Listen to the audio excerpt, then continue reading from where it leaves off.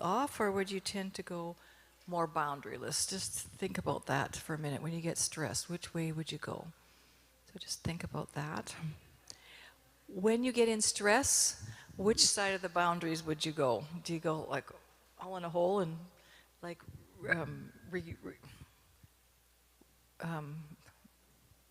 retreat? Sorry. Or would you more be boundaryless? You want other people to help you fix it for you and fix everything so that you feel better. Which way would you go when you're in stress? Think about that. And if you're in a relationship with someone, think, where do they go? Do they go more walled off, or are they more boundaryless? And just note if you're the same or you're different. It's just interesting. I opened it and I pushed off by mistake, thinking I was pushing it on.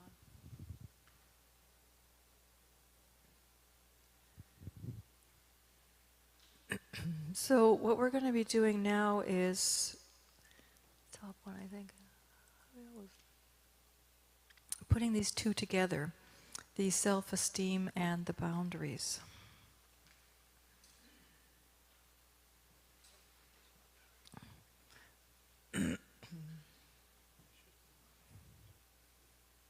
It's showing there, but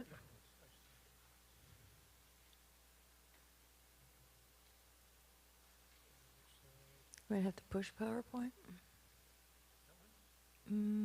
That one. Maybe have to push this over here, because it goes to the slide that. You just need to go back to the PPT, right? Yeah, The mouse is not working?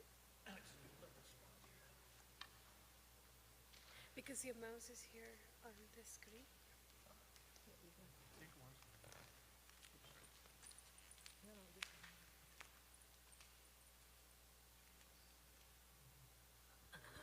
There we go. All right. So we're going to put the two together. So when we put the two together, and here in the vertical, we have our self-esteem, the grandiosity is on the top, and the shame is on the bottom. And then if you're, the boundaryless is on the right, and over there, more walled off. So we want to think where we go when we're not in our higher self, when we're maybe under stress or something like that. See, most of the time, we're in our circle of health. It's not that we're all this, it's just on the one day when you're kind of off, which direction would you head towards? Yeah. Yeah. So if you're boundaryless and one up, you're going to tend to want to control things, and you're probably going to be a little bit angry if it's not going your way. And you're going to be more like where the small dot is, right?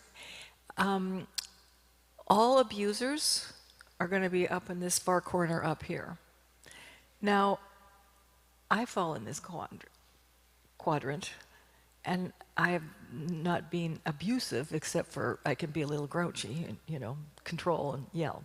So that's to give the extreme. And then, so where do you go? So when I feel stressed, I need to control the situation to get rid of my stress, right? And try to, I can be a little snarky. So I would fall there.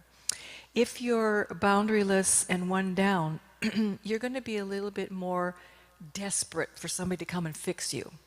And so your control is going to show up as more manipulation. You're going to try to manipulate them to get what you want.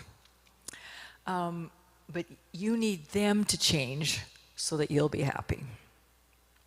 When you go across the shame boundary and you're in the walled off and one down, you're going to be a little bit resigned. Oh, you just can't fix anything. You just got to live with it.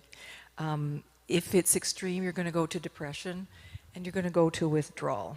So, you know, when I get grumpy and controlling, my husband goes behind his wall and goes and no use fighting about this.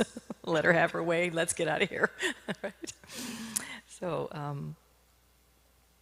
and then if you're walled off and one up, it's going to be quite a lot of indifference, more so like really, oops, sorry. I'm just getting some examples here. And that's where, you're just not worth engaging in some discussion with or whatever. And if a person's like kind of passive aggressive, they're going to be up there. So it's a lot dependent upon how we were brought up. Sometimes if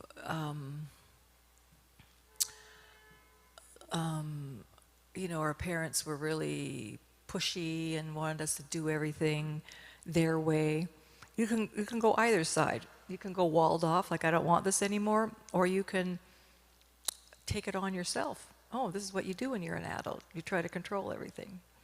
So it's definitely how you've learned, either by modeling or by going the opposite way.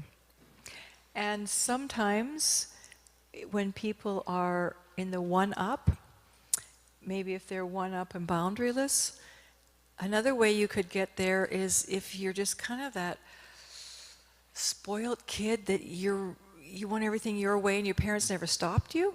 Maybe they weren't controlling but they just didn't stop you from controlling everybody else to get it your way so that you're happy. So that's 3 ways you can go up there: by modeling, by doing the opposite, or by nobody stopping you. So we want to see which direction that we go. And you're thinking of yourself in your worst. We're not, that's the only, you have to think of kind of when you're at your worst, then it helps you to know where you have a tendency to go. And for sure, we don't go to our worst all the time, but we just go a little bit in that direction. So if, say, you were in the one-up and walled off over there, what you would say to somebody when you're angry: I can't be bothered with you. You're just scum. That's the worst. I'm talking worst. That's kind of where that one's heading. If you're one down and walled off, I give up. You can't win. I'm not even going to bother trying. You go over there. If you are one down, that's that one. Oh, if you're one up and boundaryless, you're going to be, I'm going to tell you all the ways that you're wrong and bad and what you need to do to change. And if you are one down and boundaryless, it's like, I'm just helpless without you. You got to rescue me. Got to come and save me. Now that's at the worst. So then there's all the variations on the theme. So you just kind of want to see which direction you'd head to. So just. Do you want to do that slide after it shows like the? You want to do that? Or maybe after the exercise. Okay. Kind of shows like the extreme. Yeah. Okay. Good place to go. Good fun. Okay. So what we're going to get you to do right now is, if you tend to go walled off and one up, you're going to come up here and you can sit on the chairs at the front and talk to your groups on how you managed to do that and what it looks like when you go like that, because everyone's going to relate to you, right? If you are boundaryless and one up, you're going to go over here. If you are boundaryless and one down, you're going to sit at the chairs at the back just for a few minutes. Same as and then, no, I'm doing it so they can look here and they just have to mimic it. Where you're looking at it this way. Don't confuse us. And then So you're just going to go basically like it is. So you're going to go to your quadrants that match up with this, and just sit with all your friends who are just like you, and you can talk about what you do when you get like that, and you know, even what helps you to get out of it. You know, so off you go to your corners. And do you have a question? Oh, you're just trying to figure it out. Well,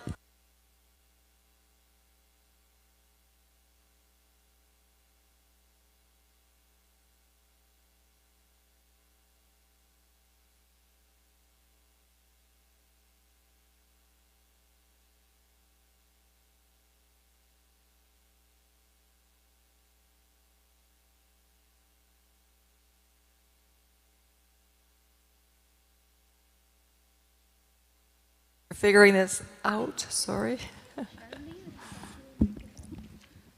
Okay, I'm not able to differentiate between boundaryless one up and boundaryless one down. I'm for sure boundaryless, but Okay. I don't know whether it's one up or one down. Down below, you want others to fix it. Up above, you want to stay in control. Others to fix it means Down. okay, so that means I want others to look after the situation rather than me. Yeah, so you'll manipulate it, so they'll do it also, you know, the way you like, but you're not going to do it. You want them to do it. Or you just give up and whatever. No. But yeah, but she's talking on this side. Boundaryless, yeah.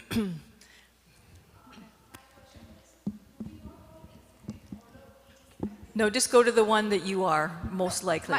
Oh. My question is this, that I mean, looking at this, and we were also discussing which one we are. So we exhibit all of these You in do a two-step. different situations. Yeah, for sure. So, are you a therapist? No. Okay. Therapists go everywhere. Go to the one that you're most likely to go to first when you're at your worst. I know when you go there and that doesn't work, you're going to go over there. You know that. So go to your first go-to. Yeah, for sure we do bounce around a bit. Are you partnered with anybody? No. Okay. If you are in a relationship with somebody, you want to pick where you go with them because they're the ones that are going to trigger you the most. And if you don't know where you go, just ask your partner. They'll happily tell you. So give it a try, and if you get there, you'll just, you know, talk to people about something or other, and if you figure out it's the wrong one, whatever. You got to talk to somebody. Okay, so off you go. No shame in anything. So he's trying to figure out where he's supposed to go. Walled off and one down's back there. No. Oh, see, just stand there and look at the map and go in your corner.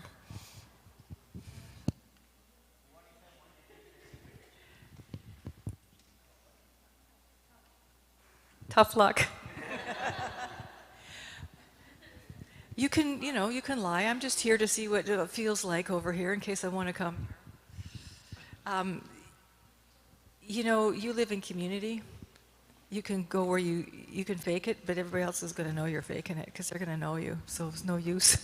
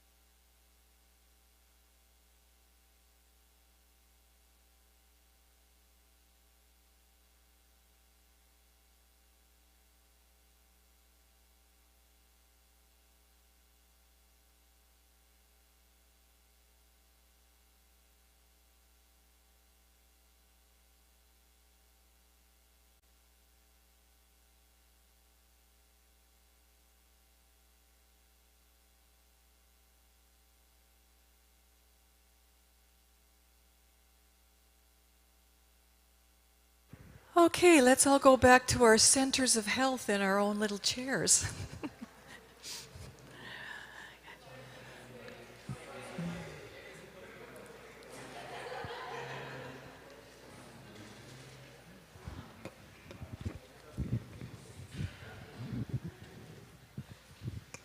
Haribo, Haribo.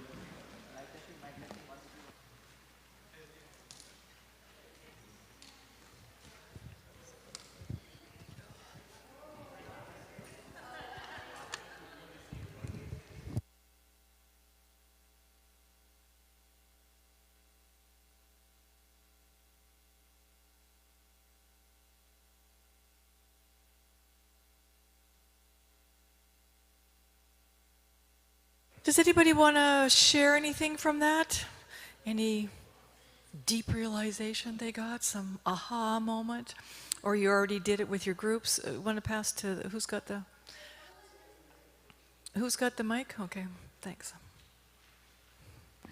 I was just thinking while everyone was sharing their reflections, and then we were also discussing how to put a check on it.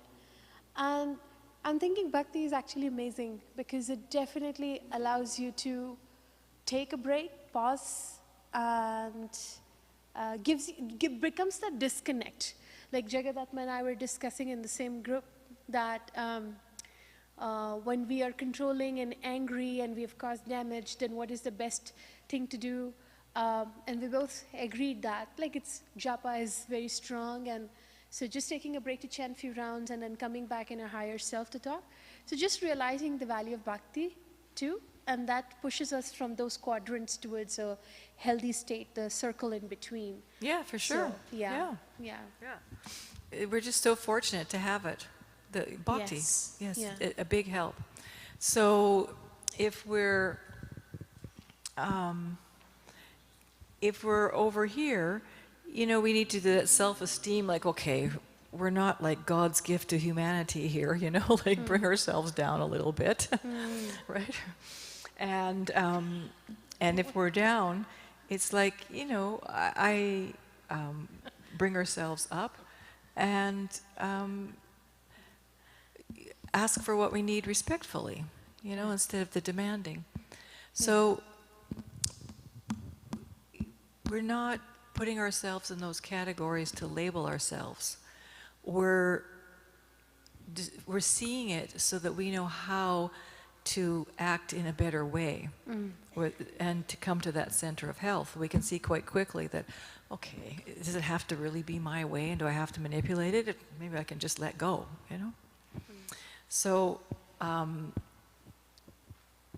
lots of leaders come over here, right? Because, you know, so we can understand that there's better ways to do it. We don't have to be quite so controlling, right? And cool our anger, right? Anybody else have anything?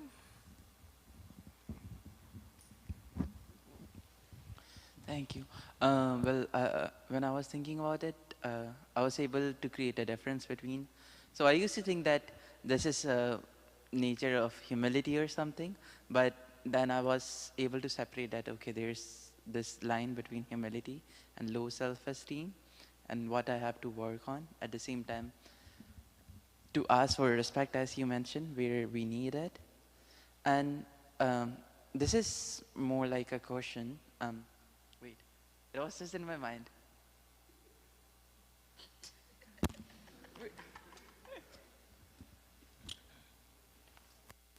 Come on. It was just here.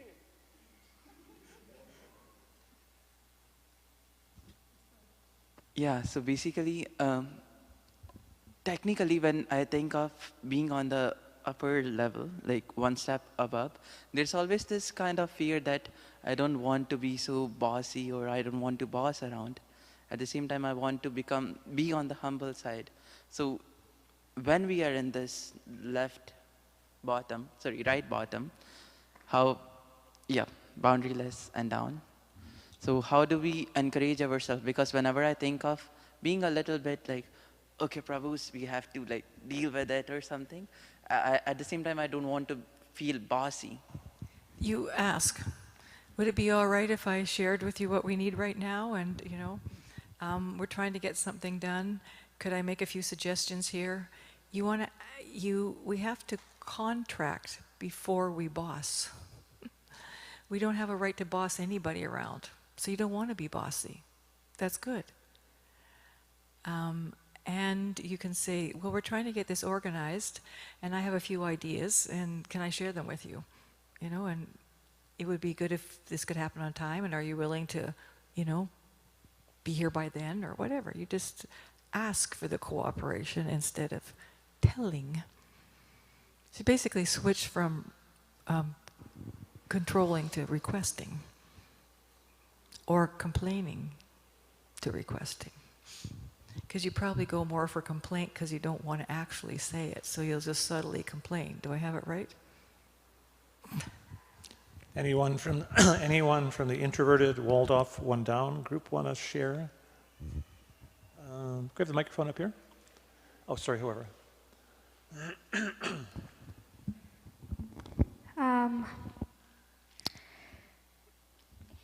So I think when I shared how I feel when I'm going through that situation, so we came on a conclusion that we have to have a discussion on how we are feeling so we can feel more connected, and we need to have an open dialogue because that's what we struggle with, especially because we just like isolate. Actually, I shouldn't use we, I isolate and not talk about things, and I just tend to like forget it. So yeah, and I doubt you forget it, you just hold it in. yeah, you're right. Some of us more experienced, seasoned, walled-off one-downers expressed what happens if you wall it off for too long. You become like an Indian pressure cooker eventually. And then, and the worst thing is that then it doesn't go out on the people you're angry with, but like it goes off like in weird situations where nothing's too wrong, but you're just like, yeah. And the other aspect of, I really like it that Prabhu was sharing a story in which about a man whose main value was of spirituality, but when he jot down the values that were most important to him, spirituality was at the top, but he wasn't doing anything in spirituality, so then he was dissatisfied. So it was like an aha moment for me for like, okay, if you're feeling dissatisfied, then write down the values that you have in your life and then see how much time you're putting in those things. So yeah.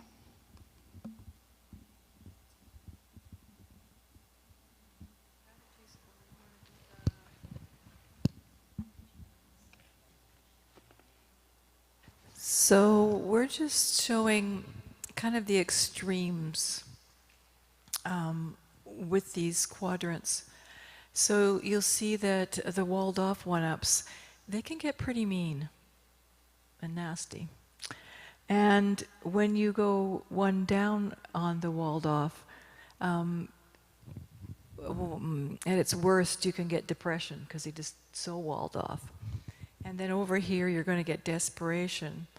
And unfortunately, like I was explaining before, when you're boundaryless and one up, that tends to be where the abusers reside. So very often in our seminars, it wasn't scheduled to be part of this seminar, but we realized that we've always included symptoms of abuse in all of our seminars, because if you're on the one downs, you might think that when abuse is being done to you that it's your fault, and you don't recognize it as abuse, and you're not able to put your boundaries up for it. So we thought that we would just take a few minutes just to describe symptoms of abuse so that we don't mistake it for not being abuse. So we're just going to go over signs of unhealthy behaviors in relationships. These are not necessarily abuse, but there's symptoms that maybe you need to tweak your relationship. Does anyone have a microphone they want to read these as we pop them up? Sure. No, I'll read it without. Oops. Signs of unhealthy behaviors. I don't know why I have to do the most. Here we go. The Can you click couple those in? has little or no fun together. Yeah, so that's... Prabhupada wanted us to chant and be happy. Yeah. The relationship lacks affectionate dealings. Srila Prabhupada said that affection was a symptom of life. Actually a symptom of... He didn't just say important, he said it was a symptom of life. So very important there be affectionate relationships. The couple ignores or avoids problems for each other or each other. One or both spouses act selfishly. The Next. couple has repetitive, seemingly irresolvable arguments. Not quite so fast. So that could, occasionally that might happen, and that's not a major worry, but those are the kind of things you want to fix if they're popping up. The couple has a general breakdown in communications. So that can be fixed by learning how to communicate. And they can't understand each other. Would you say silent treatment is that thing? It could be silent treatment or you're talking, but neither one of you's understanding. Oh, okay. Communication is marked by criticism, ridicule, sarcasm, etc. So that's very unhealthy. Those things are very detrimental to relationships. They're like acid, can eat away a relationship unless they're stopped. But if you realize that's in your relationship, there's things you can do to rectify it. Sometimes emotional problems or with children. Inappropriate behavior with members of opposite sex. Can you elaborate that? What does that mean? If somebody, one of the partners was flirting with someone else, that would be very inappropriate. And those kind of things should be nipped in the bud. Okay. One spouse uses physical confrontation.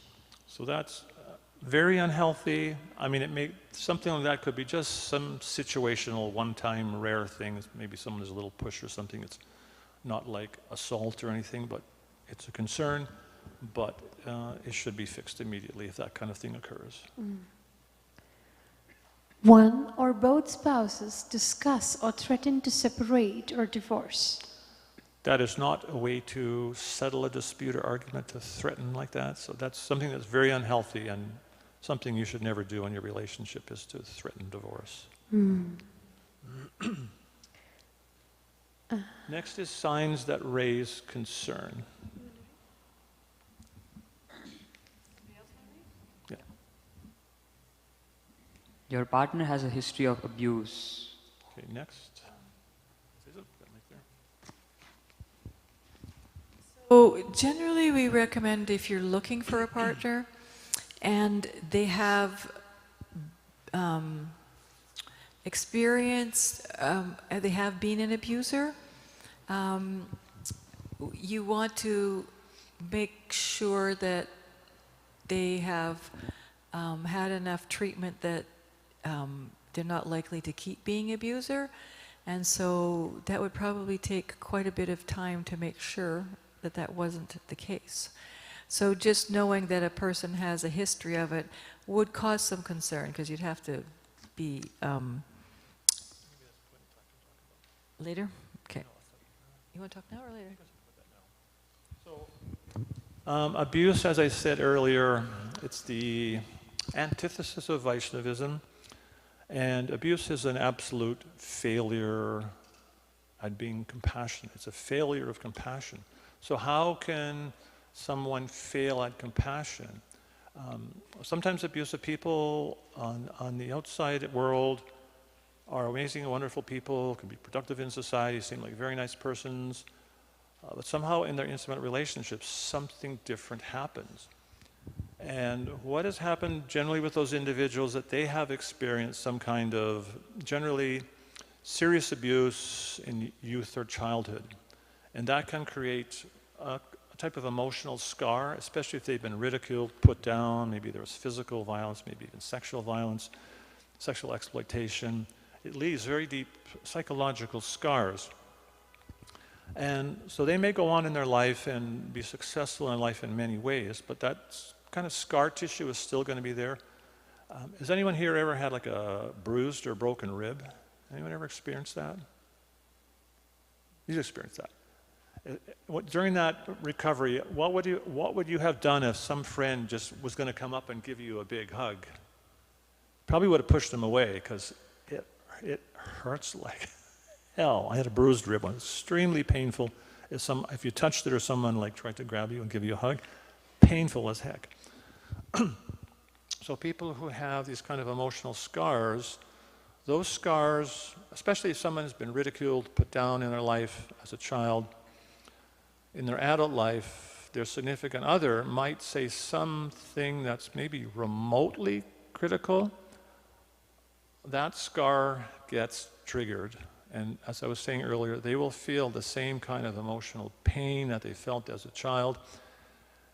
And generally, what they will do is respond with how they saw their adult caregiver respond in those kind of situations, which was with like anger. So they'll become extremely angry over some trivial thing because of the trigger response. And why they do that is because when they're becoming angry, and because of the trigger response, as we described earlier about the amygdala causing adrenaline and cortisol to activate one system, adrenaline is also like a painkiller. So when they're being criticized by their significant other, they feel this wave of intense inadequacy. It triggers that pain, the remembrance of the past, and that trigger creates this flow of adrenaline in their brains, which numbs that pain, which they're feeling of this sense of inadequacy. It covers it over. And they literally can become anger, it's called anger junkies. Because every time there's some situation that arises with a significant other that triggers that low self-esteem, the pain gets triggered, so they get angry, and it covers over the pain of the inadequacy. And it tends to be a very cyclical pattern that there's an outburst of anger, exhibition, possibly physical violence, followed by remorse, apology, everything's okay, wonderful, until the next trigger. And that's, they can be trapped in that until they realize they have to address the essence of the problem, which is those psychological scars. And unfortunately, many times, those wounds are so deep that men will be afraid to address that problem unless either the significant other says, either you treat me with respect or I'm out of here, or it's mandated by the court system, which sometimes it is if there's a physical assault charge, which happens many times in cases of physical abuse. So it's not something that's permanent, because we're all pure spirit souls and we're all covered in different ways. So that reaction from abuse is also a type of karma, a type of covering, but it can be cured by proper help, by qualified counselors who can help the individual heal those scars and release those stresses from the body so that they can learn to respond from their values rather than from the triggers of the past. So it's not a permanent disability, but it's something that requires some serious attention and care. So these are symptoms that raise concern. Could someone like to, you want to continue reading these? You tend to give more than you receive in the relationship. You perceive that your relationship is not reciprocal. So it's a one-sided relationship that's unhealthy. You fear being yourself in the association of your spouse. Because you'd be afraid that at any moment you might say or do something that's going to trigger your partner's intense anger. So literally they feel like they're constantly walking on thin ice, you say, or for non-veg, walking on eggshells. People you love and trust advise you that your spouse is not acting in your best interest. And sometimes this happens with couples who are just getting to know each other. Some of their friends maybe know the individual and they're trying to tell the individual that this person is not really the right person for you. They understand there's some history of abuse there. And unfortunately, sometimes couples, when they're just getting to know each other, their vision can be clouded by the euphoria of getting to know the person, and they can overlook red flags that are waving, that this could potentially be a very dangerous relationship, even when friends are saying you're going in the wrong direction. Your spouse consistently tells lies and is generally devious. So that's a very concerning sign. Next are signs of definite abuse. Someone like to read these? Your partner doesn't take responsibility and often blames. Yeah, so the blaming thing, that's a very big red flag. If your partner's continually blaming others. No accountability, right? It's always your fault. You relinquish more and more of the social or spiritual standards to keep the peace in your relationship. So abuse is not actually a relationship problem, it's a problem of control, that individual who is abusive tends to always need to feel in control, so they will control you. Your spouse often ridicules your opinions or ideas, calls your names, or embraces you in public. And that's very detrimental, because if someone is receiving that kind of behavior, it can gradually erode your self-esteem, even to the point that sometimes individuals in abusive relationships don't even realize they're in an abusive relationship. They start to actually believe it's their fault, which is tragic. You're regularly subjected to unwarranted jealousy and controlling behavior. And next. Your partner makes excuses for his or her neglectful or hurting actions. There is inconsistency between words, example, promises, and conduct. So again, there can be that continuous cycle abuse. There's an apology, and then it just happens again and again. One more. You are subjected to physical, emotional, or verbal violence. And again, that's quite obvious, and it seems counterintuitive, but if there is the kind of intense emotional control and ridicule, the abused individual, even though there may be physical, emotional, or verbal abuse going on, they'll actually think it's their fault. The victim will think it's their fault, and that's tragic. So, second from the top or the bottom? The top. You relinquish more and more of the social or spiritual standards to keep the peace in your relationship. Sometimes the abusive person will not let their partner go out to see their friends or go to the temple. They always have to feel the need to be in control. So they're limiting your freedom to do what you want to do.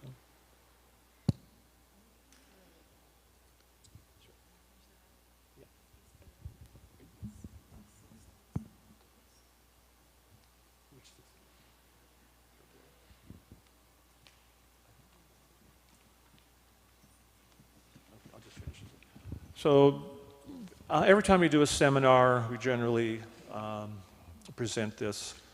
Also, when we do premarital education, and we do it just because there's a slim chance maybe one of the individuals has been in some relationship that's been abusive, or you may know someone who is in an abusive relationship. And if you're equipped with the knowledge to know what abuse looks like, if you're a little informed, you can be able maybe to recognize that and enable you to help them to get some help that they may need to rectify that situation.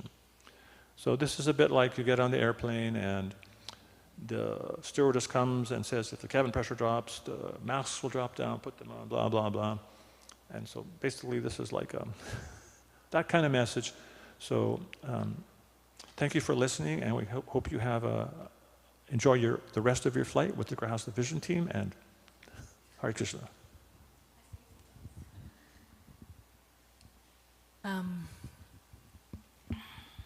Sorry, I had a quick question. If you don't mind. Okay. Just wondering if you can distinguish the difference between verbal and emotional violence. 'Cause to me, like, they might sounds like the same. Well, verbal is like the constant ridicule. You're unintelligent. You're stupid. That's also emotional. Yeah. I think verbal is more they're just yelling and screaming at you, but emotional is they're manipulating you just to see that you're low. They lower your self-esteem, right? But you're also doing it verbally. For sure. And emotional sometimes can be, I'll just neglect everything you're doing. I'll neglect what you're saying. I won't listen. I'll like just ignore you. Or Yeah. Yeah, yeah. So it could be, yeah. All right. We are, let me just, yeah. So now we want to look at, we talked about the different pitfalls, and now we want to look at some ways you can... No, we're not done. Oh, sorry, we're going to do losing strategy. Okay, right, sorry. So, in relationships, there's times when we're in harmony, and then inevitably somebody's having a bad day, and there's some disharmony. And that happens to everybody in all relationships. Okay, you were doing it. I'll just do the, I know you start over here. Okay. A little disharmony here. Yeah, we get spaced out and we have disharmony. So all people and all relationships and all friendships, they have the good times and then you have some disharmony. That is life. People don't realize it, especially people get in relationships and they think, oh, okay, there's disharmony, maybe we shouldn't be together, we should, split up. So if you're in the brought up Indian, you just suffer through it and you keep on going. Western people, they go, oh, this isn't working, let's get out of here. But there's something better than both. We can repair. So all couples fight, all friends fight. The happy friendships and the happy couples, they know how to repair. They repair well and they repair quickly. That's the only difference. We're all fighting. And disharmony is normal, and disharmony is even, I won't say disharmony, but you'll even see there's conflict and challenges in the spiritual realm. You're all familiar with the month of Damodar? Anyone not familiar with the month of Damodar? We celebrate the pastime of Krishna and Yasoda, where there were so many problems with Krishna causing problems, breaking the yogurt pots. And so we have a 1-month festival celebrating this pastime of Krishna and Mother Yasoda's conflict. So in the spiritual realm, there's even a kind of conflict which is very different than the spiritual world. So here it's described harmony, disharmony, and repair. And Srila Prabhupada one time he said, it's okay to fight as long as you realize the goal is to serve Krishna. But he said there should be no discord. And I thought that was very interesting. He said you can have arguments, you can have differences of opinion that you have to hash out, but he said there should be no discord. And I first read that, well, discord to me had the same connotation as like a fight. So I looked it up in the dictionary, and discord, in some definitions, it does imply the same thing as like a conflict. Another definition of discord has to do with the realm of music, and discord in the realm of music means if there's 2 instruments or 2 notes that are played that are out of tune. It doesn't sound very good. If the instruments are not tuned together, you have disharmony. And when I read that musical definition, it immediately reminded me how Prabhupada, he described once, in the spiritual world, all talking is singing. He said, all talking is singing, all walking is dancing. And so even in the spiritual realm, you'll read about, there's pastimes where Radha and Krishna are having these arguments, but actually it's very sweet. It's like this transcendental mellow, very different than the material. And so that's there in the spiritual world, but it's centered around Krishna, so it becomes very pleasing and pleasurable. It's like a type of transcendental drama, and it's pleasurable. But in the material world, it becomes, when we forget that Krishna is the center and we're thinking of our selfish interests, we are out of tune, and then the music does not sound very sweet. So the key, as Uttama is saying, how to repair. So before we look at how to repair, we're going to look at some things that cause the discord and disharmony, which are called 5 losing strategies. are in your handout. So the first is the need to be right. And some situations there is a definite right and a wrong, or definite kind of a hard decision. In close relationships, in many kinds of different challenges and situations where you have to make a decision or resolve an argument, it may not necessarily be black and white. So it's important to realize that in certain situations, you have to put aside the need to be right and ask yourself, would I rather be right or would I rather be in a relationship? That's a serious question. Do we have the mic?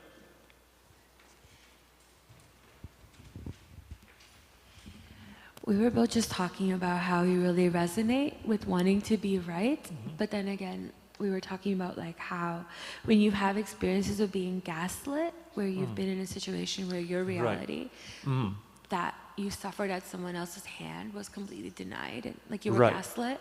So then it's like being right becomes kind of like a survivor response. Survival instinct, yeah.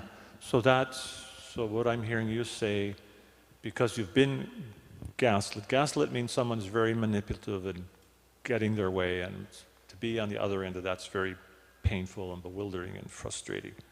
And when you get out of that can be a bit of a trigger for you. When you're in a situation, you're going to be reminded of that, and you're going to feel the survival need going to kick in, that you want to protect yourself. And that's why it's important to be able to recover from that kind of abuse that you've experienced in those situations, so that you can learn to discern, okay, am I actually in a situation which is safe, and I can trust that this dialogue, it's going to be in both our interests. And that can take some time to get that confidence back, and sometimes it may need some help from the outside to be able to process that past so you don't get triggered by it. So in general, you see people arguing all the time on, no, it happened this way, no, it was that way, this way, that way. But is it a big deal? So the point is it so important to be right, or can we, give it up a little bit? I was just don't carry on then. Yeah, okay, so carry on. The next one is being controlling.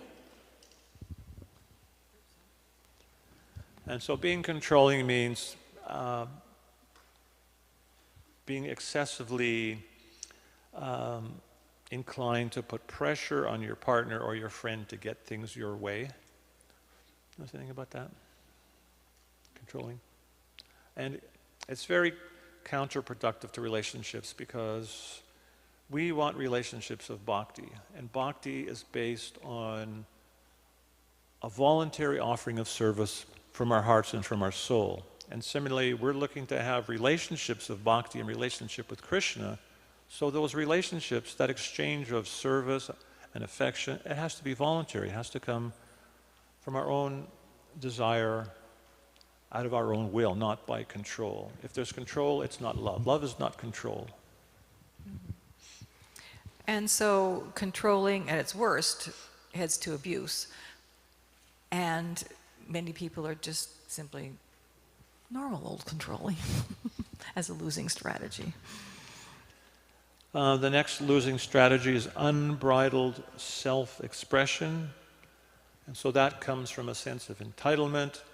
Again, can come from that unhealthy self-esteem. That's likely how you saw some primary caregiver behave, and you tend to emulate behavior. And you're just actually repeating another negative pattern out of a type of conditioning. And unbridled self-expression, it's just like being a fire-breathing dragon. It does not invoke love. It invokes fear and control, which again can border on the realm of abuse, which is, again, the antithesis of Vaishnavism. Some people are unbridled self-expression. They just need to get it all out. I have to be authentic. You need to hear my feelings, and you just go on and on and on. Certain genders are pretty good at that. Next is retaliation. So your partner may have hurt you in some way, and you think, well, they hurt me, so therefore I'm going to hurt them. So they know how it feels. Yeah. So tit for tat.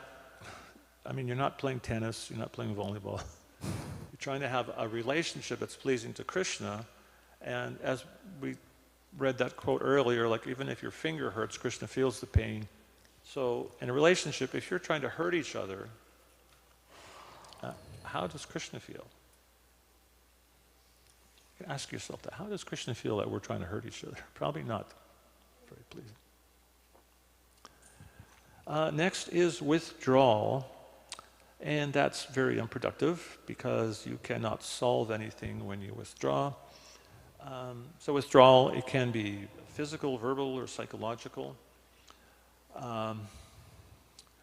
Men tend to do a lot of withdrawing, although our group there was a lot of ladies who admitted that they withdraw. There is one dynamic. It's time to talk about, or should we talk about it when we do repairs? Talk about it now? Yeah. Pursue withdrawal. There's one psychological difference between male and females. Women tend to be more emotional, although men are also emotional. Men tend to be more analytical, problem-solving oriented, although women are also analytical, but men more so, women less so. And often ladies have a very strong need to feel understood. Tends to make them feel protected and secure when they have someone in their life they can talk to and express what they're feeling in their life. The challenge is sometimes we men, when we hear that our significant other is expressing something to us and they're looking to be understood, we tend to interpret that as some kind of problem we can solve.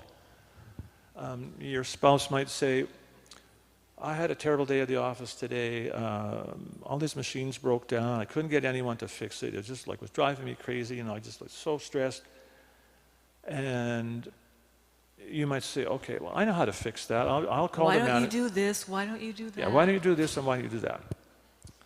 And then the man will see that his wife looks a little frustrated.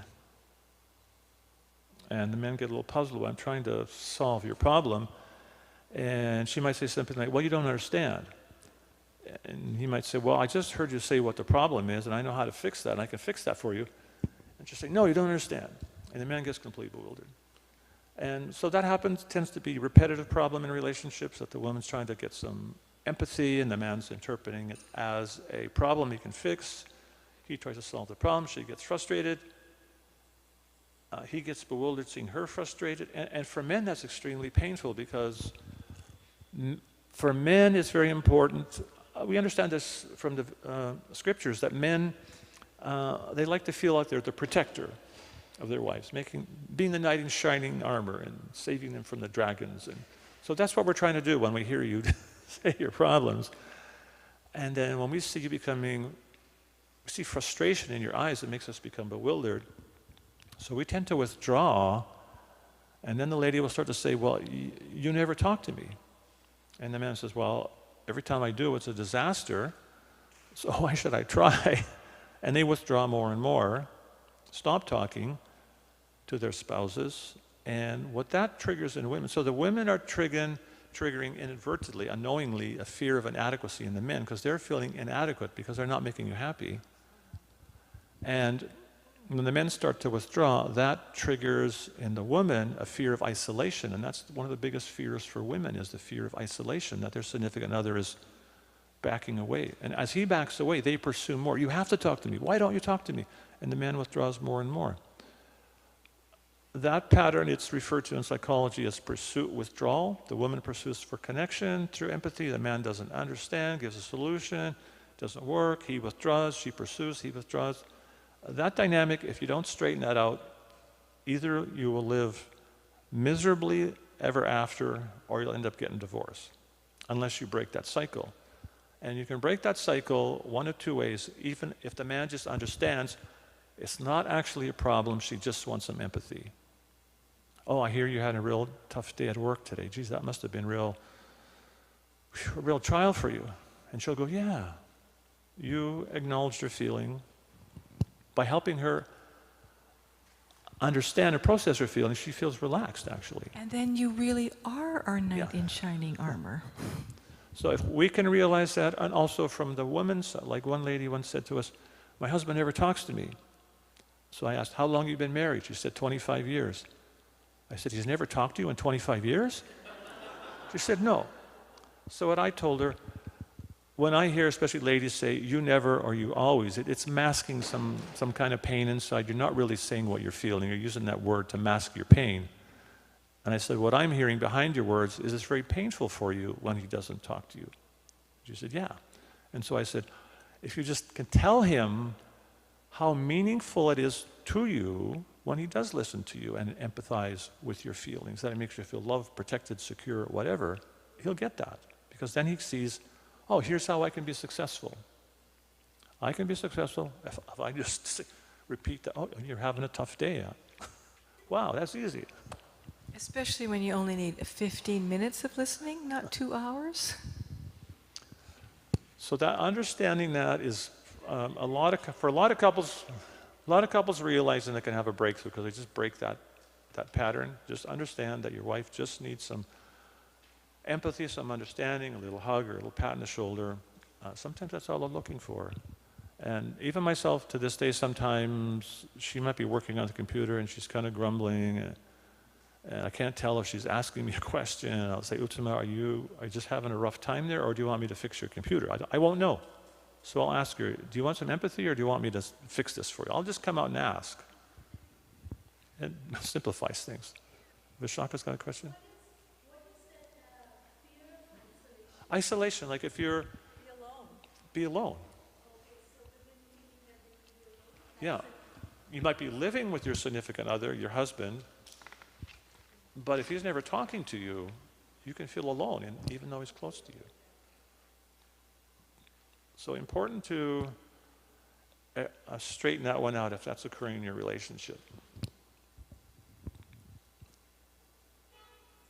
Goodness. So we have these losing strategies here, and I want you to think.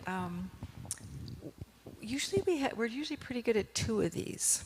Any takers for needing to be right? How about controlling? Unbridled self-expression? Okay. Retaliation? Okay, a few of those. Withdrawal? Okay, see? Yeah. All right. So... is there another mic or batteries that could get put here? Is there another mic or batteries? The red light's going on in this one. So, oh, this is for well, let me see. All right. Just jot down quickly a little list of specific people that you get into unhealthy relationship patterns with. Just jot down a few names quickly. No. She has unbridled self-expression. We don't let her share it.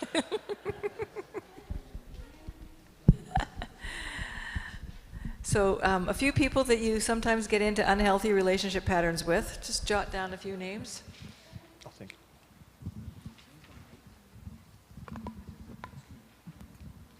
So it might be your partner, children, friends, co-workers, colleagues. You could even do, a few in each category if you want.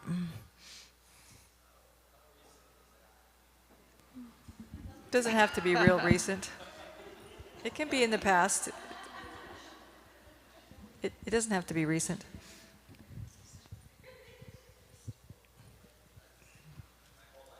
Okay. All right. So Now,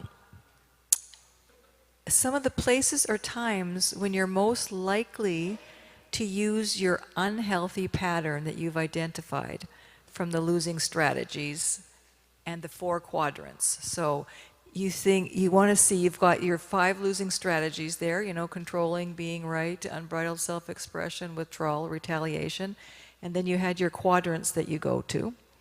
So you want to see, is there certain times when you tend to go to those? Before dinner, after you come home from a long day at work, whenever. Some of the places, times when you're most likely to use your unhealthy patterns that you've identified, and just write it down and see where those patterns just show up.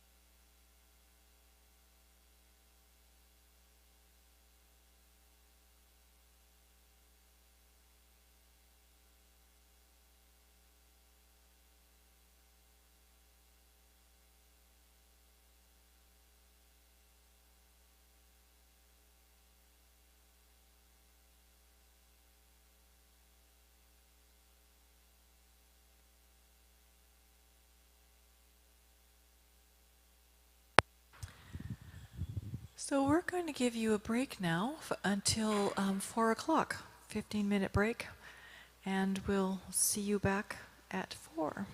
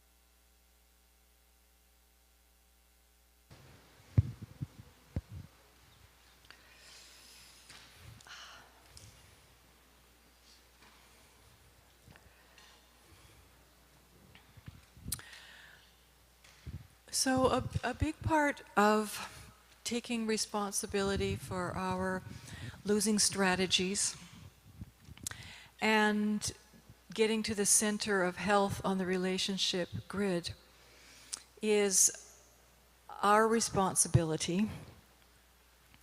And as I was describing how there's a part of us that tends to go to these losing strategies and having the low self-esteem or a not healthy place in the boundaries.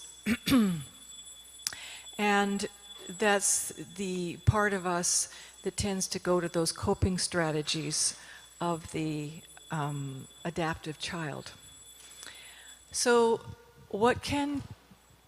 when we get triggered and we feel upset, we can take the break and we can go somewhere a little bit by ourselves.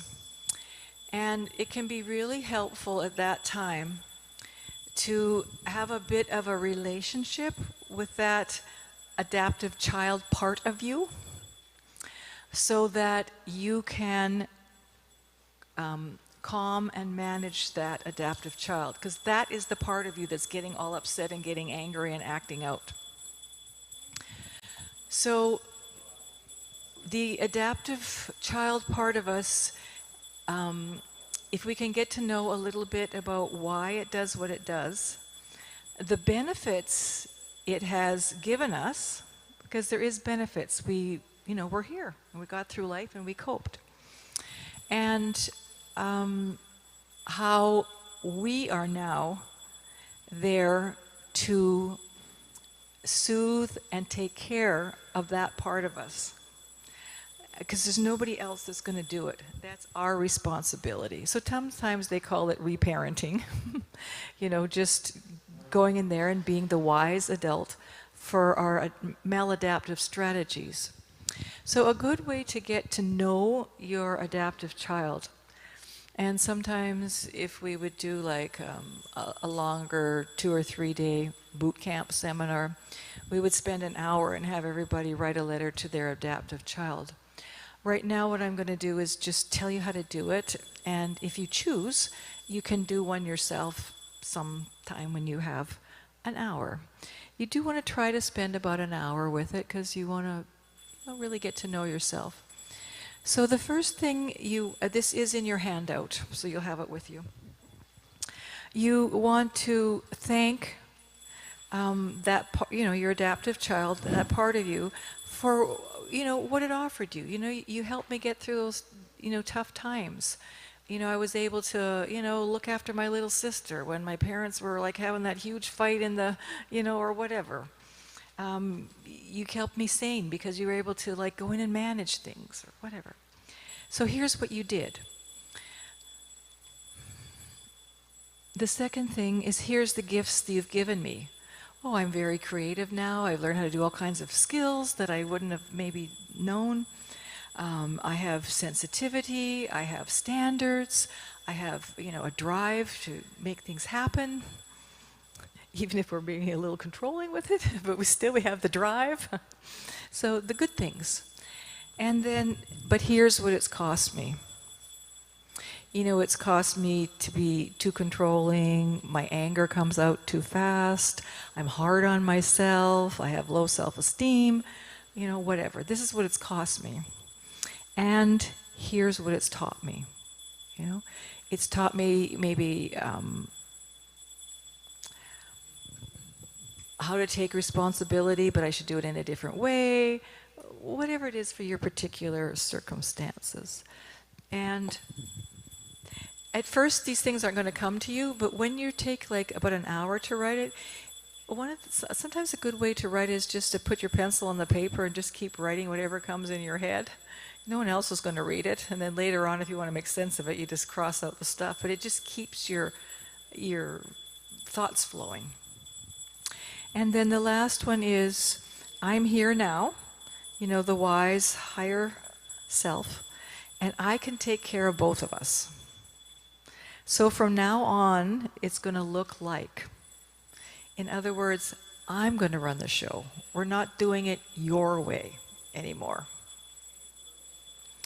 So one thing about dealing with your adaptive child, like when you are in that triggered space and you're trying to soothe your adaptive child, we need to be very nice to it and kind, because it was wise then, it's just not working now. So getting mad at it doesn't work. However, we do have to be firm that you just sit in the back seat now. It's okay, I'll do the driving. You don't need to drive. I'll drive. So you're not dealing with my husband. I'm going to. Because it doesn't go good when you deal with my husband. So like that. So we want to be kind to it, but firm.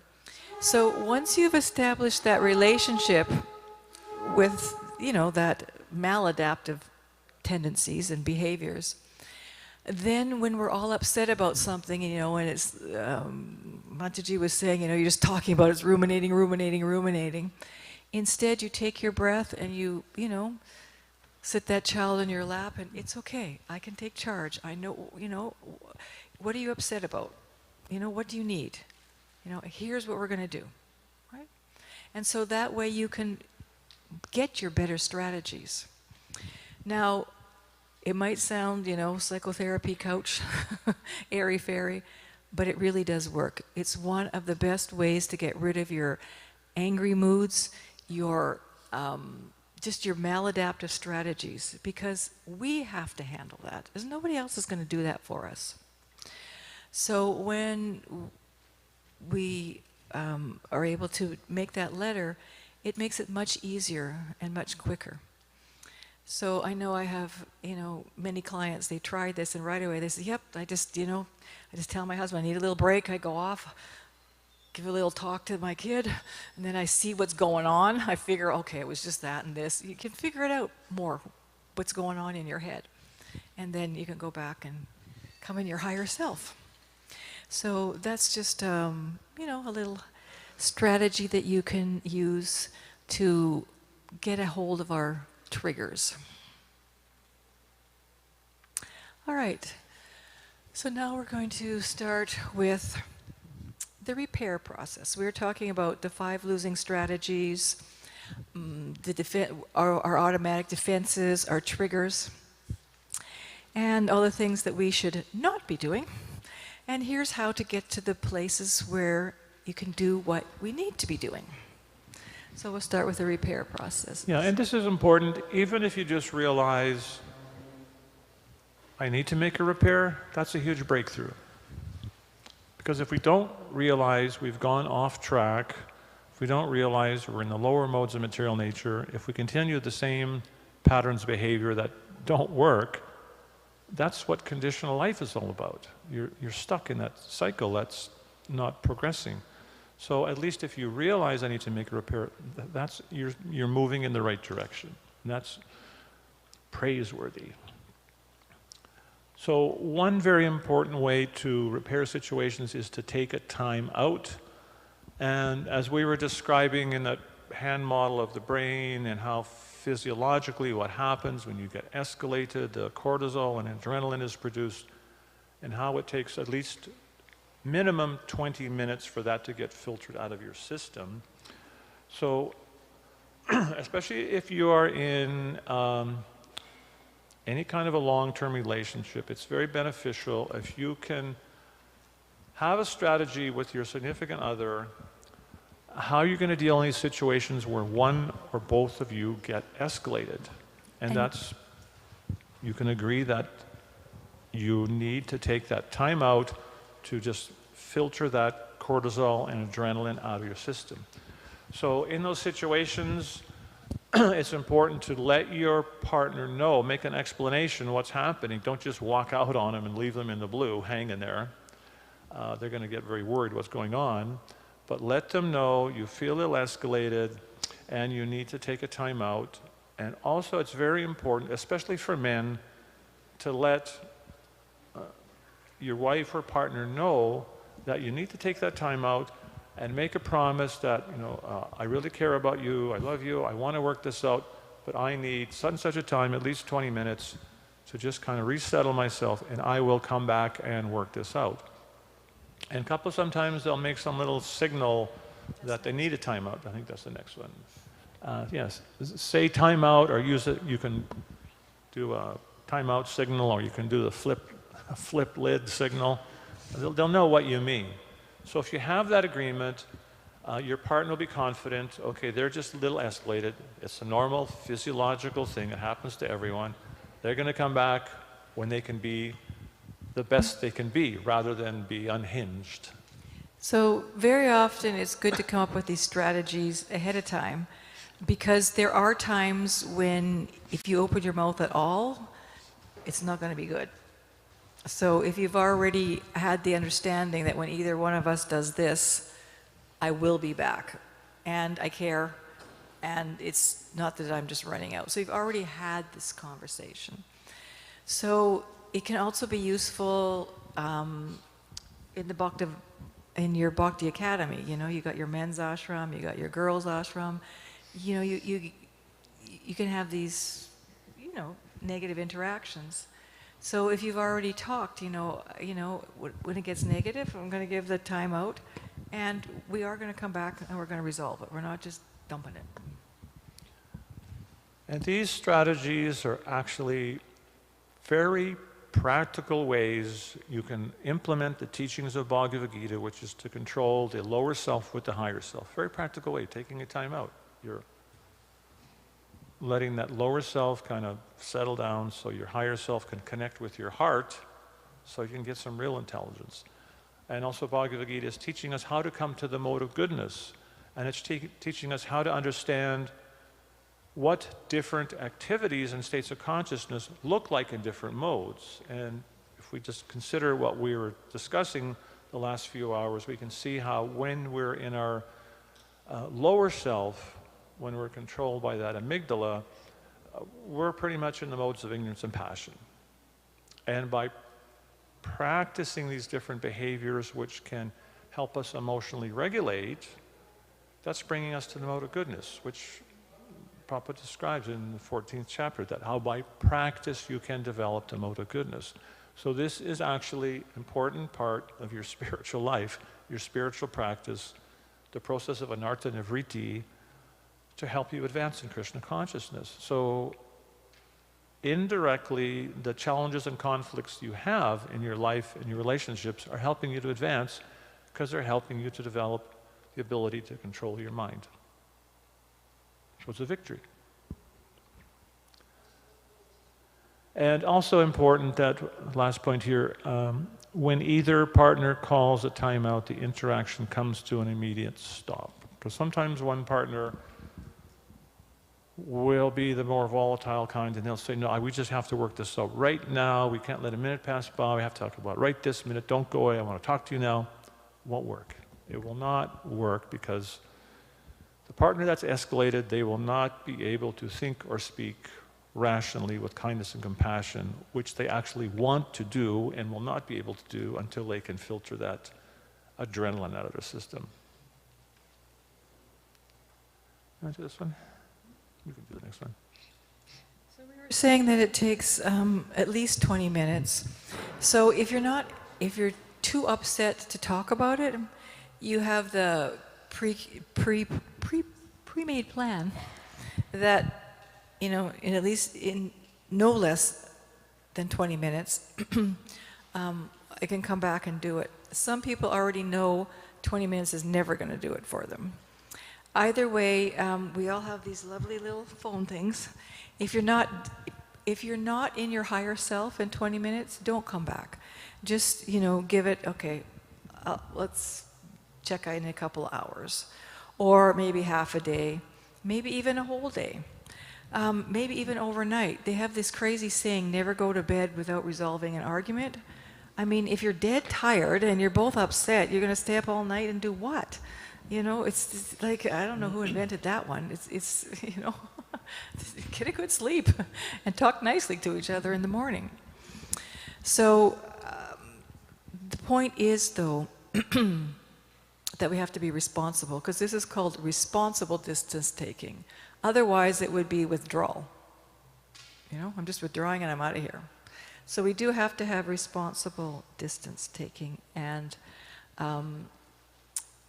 we don't want to come back if we're not ready. And we should honor that the other person wants to be the best person that they can before they come back, not to be judging them. We want to be thinking that they're looking out for themselves so they can come and talk to me in the best way that they can, and they're trying to be at their best, and I need to honor that. You had a question?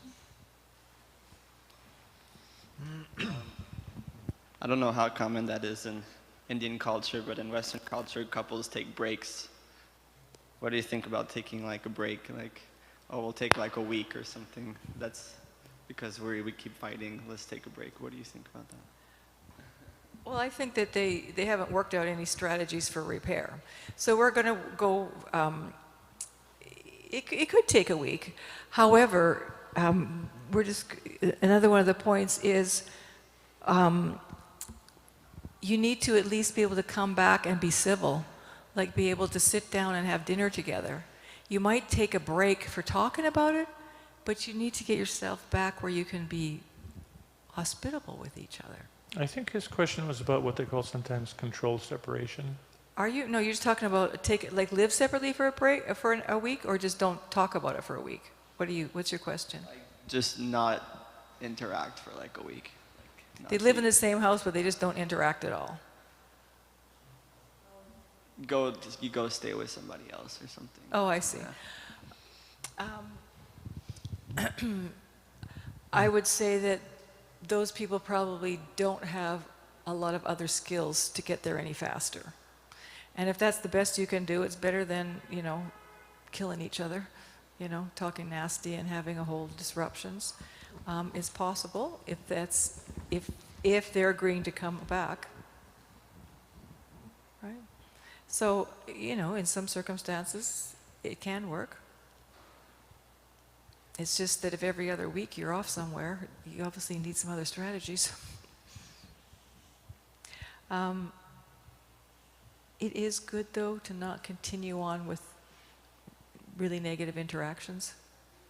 It is good to take a break from them. So in that sense, yeah. A little footnote there, which I mentioned, that if you're not ready to come back, you can send your partner a text message. Just let them know you need more time. One thing you never want to try to do is solve some disagreement by texting or even email. There was some research done that showed that the percentage of possibility of success in solving arguments by text messages was 0%. Because you cannot really express emotion. There's no body language, no intonation, so you're really doing a lot of guessing at what the words actually mean, because a lot of communication is actually bodily expression and movements and facial expression. So that's important to know. You can't solve things by texting. You need to be personal.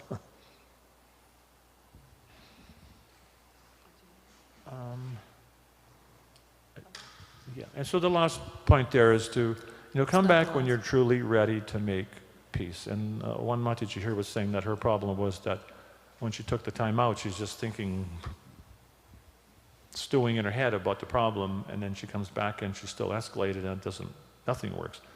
So you have to actually take a time out, actually calm down, be settled, and then come back with an open mind that you're actually willing to listen to each other.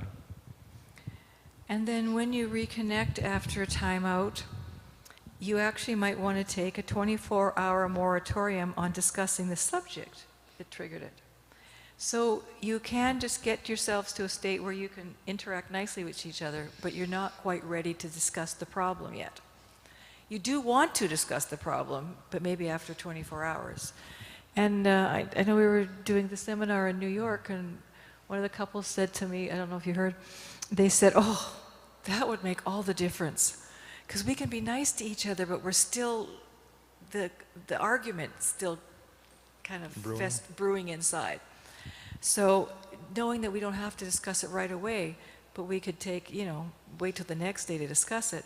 But still, you can get on with your day. You can like eat dinner together and be pleasant with each other, and you're past your triggers.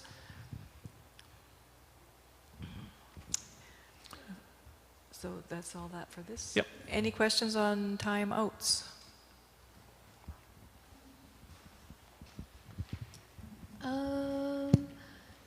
So when we're back after timeout and we are now trying to explain each other, hear each other's side, and usually in my experience it's always like nice and positive and it brings us back stronger. It's always what brings you back? Like this, the conversation after timeout, this brings us stronger. Okay, I understand. What were you thinking? Okay, and then everything is okay. Sometimes I've noticed just since last few months, I've noticed within my own nature that I know that my partner likes me, loves me, and I also have conviction. He also knows that I like him and I love him. If we are going for a timeout, then sometimes when I don't want to maybe discuss too much about that issue. And that's not because I'm avoiding or running away from something, but it's mainly because maybe laundry is waiting or maybe services are waiting. And I know that maybe he's just trying to make sure that I'm not hurt and I'm not hurt and everything is okay. But I don't want to go through that 1-2 hours of conversation. So what is wrong with me here? Nothing's wrong with you. You're smart. Okay. And you might want to reserve half an hour every Thursday night just to look back at the week and say, okay, is there anything else that we don't quite have, in agreement with this, or something we need to tweak, or how's it sitting on you and for you, and do we need to change anything in this? Because we seem to have a little, discord over this topic, so what do you need for this and what do I need? And you could actually work it out at a different time. And some couples actually do that. They just take half an hour, just half an hour. We're only taking half an hour, and we're going to go through something that wasn't so positive in the week before. And that's just what you do in that time. But you're already going in there calm, and so you can discuss each other's thing. And then, because otherwise, okay, you're back to being nice to each other, but the issue maybe isn't solved, and so it's going to pop up a few months later again, right? Yeah. So that's what you want to prevent. One follow-up question. Sorry, it's not a follow-up, but just another question. I forgot. I forgot.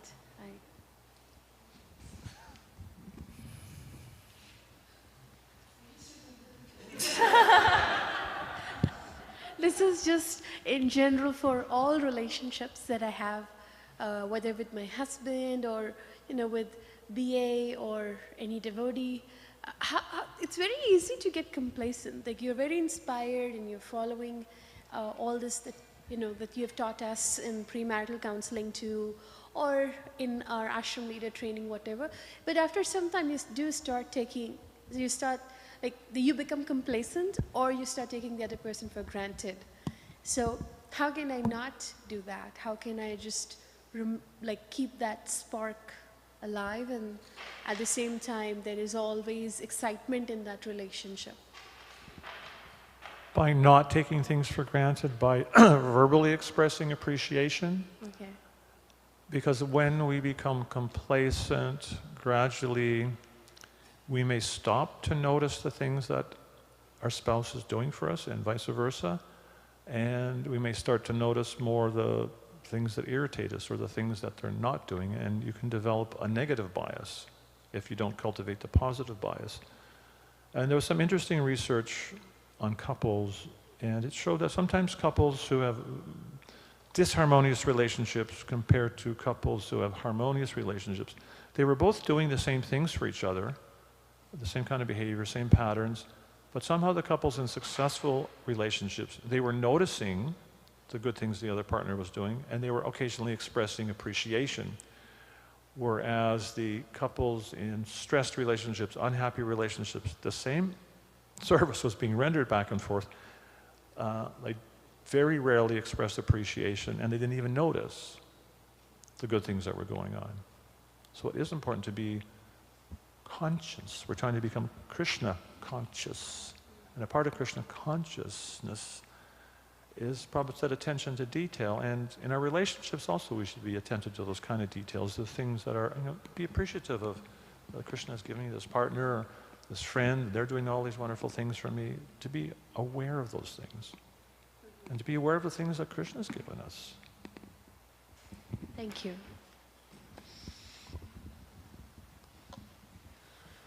So what do we do if we take responsible distancing, but even after returning back, the other person starts from the same point?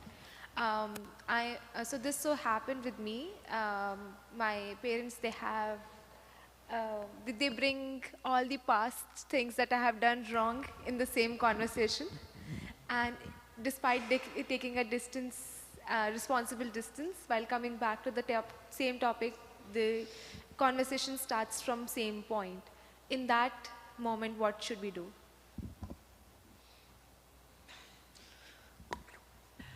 Well,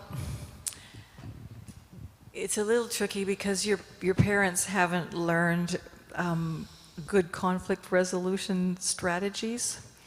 So when you are trying to resolve some point of dissension, you only want to talk about the point happening, not everything else. Because you can't solve everything all at once. You can only solve the one. So maybe you could say, oh, can we just work only on this one? And we'll talk about the others another time, even though you never will, but whatever.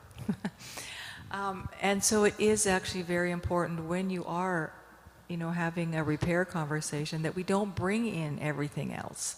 They call that kitchen sinking, bring everything from the kitchen sink into the relationship. So it's ineffective. It's another ineffective strategy. We want to avoid that. So when... Is this me? Yeah, and then another very important point in the repair process. Make your phone help.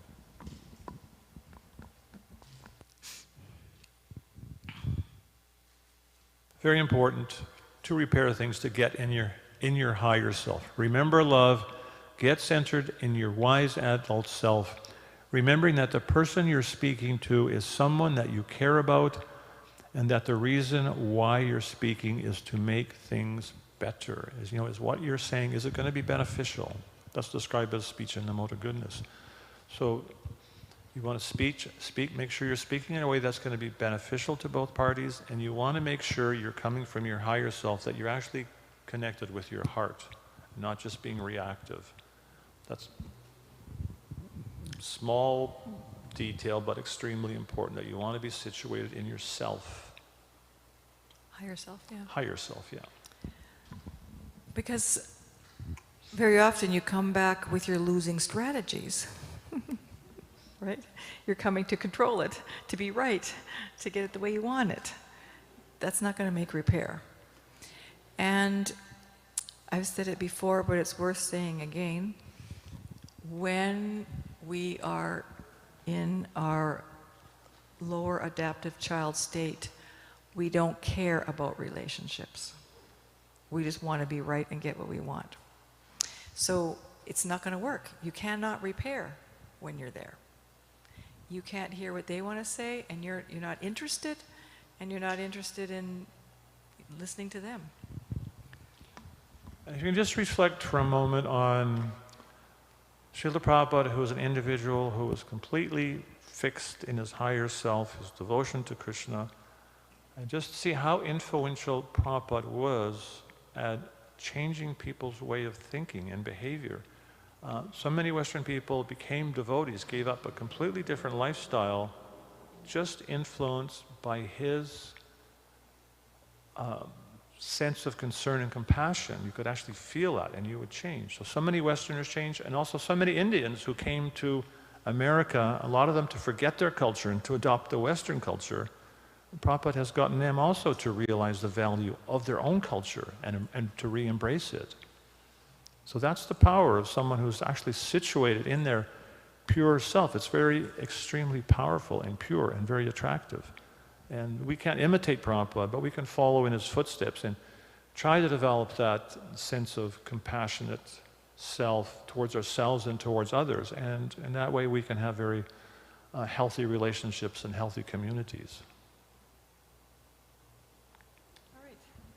We are going to teach you one strategy for repair. And you would use this when something is very important to you and you need the other person to really understand it. So the first thing is, as I was saying before, that we always want to make a contract with the partner to do the process. We don't just come and start, here's what I need, give it to me right now. We have to, is this a good time? You know, are you able to hear me right now? So in order to do a feedback wheel, we need to be in our higher self and the other person needs to be in their higher self. And it's very helpful to say, do you have like 15 minutes? I can express something important for me. A feedback wheel doesn't take very long, and that can be really stress relieving to find out that, oh, I only have to listen for like 10 minutes. I don't have to sit here for 2 hours and hear everything and everything, right? So feedback wheels are great because they're concise when you really need to say something. And it is important in relationships when something is really bothering you that for the sake of the relationship, we can think, why is it bothering me? What do I need? And express it. So a feedback wheel is is there? Oh yeah. At one point here, to remember love. Sometimes people have a hard time with, sometimes individuals have a hard time with the word love. That has different conceptions to different people. But love has a very broad spectrum of meanings. And one of the most important aspects of love is compassion. Compassion, care for others and care for yourself. And it's important to be able to come from that platform of compassion and care and love when you are engaging in these kind of conversations. Because then you're coming from your heart. And when you can come from your heart, you're very likely to be able to speak to the heart of your significant other or your friend, as opposed to if you're coming from your reactive side, from your adaptive child, you're likely to trigger their lower self, both of which are going to be disconnected from the heart. So you want to really be coming from a good spot when you bring that up. And so when you want to say something, it's really good to do it in this format with the 4 steps of the feedback wheel. So the 4 steps are, the first one is, this is what happened, this is what I saw or what I heard. It's just the facts, okay? So, and we only want to say it in no more than 2 sentences. Has to be really succinct, not going on and on and on and on. What I saw, what I made up about it. Now this is the crucial point, because a lot of quarrels, or like if he comes home like 3 hours late and doesn't tell me, what am I making up? I'm making up. He doesn't care. He has no respect. Okay, I don't know what happened, but I've made up that he doesn't care, right? So what I made up about it. Then step 3 is how I feel about it. What I made up about it was you don't care, and that makes me feel unloved, unrespected, and angry, right? And what I need. Okay, so we have these 4 steps here. Just one small, very important point. Here it said that what I made up about it, or you can also say the story I told myself. And why that is very important, because usually people say, well, I felt that you didn't care about me when that happened. That's like a judgment. I felt that you didn't care about me when you were late. And when you say something that is perceived as a judgment, the automatic response is going to be defensiveness. Guaranteed. If you become judgmental, it's going to trigger defense.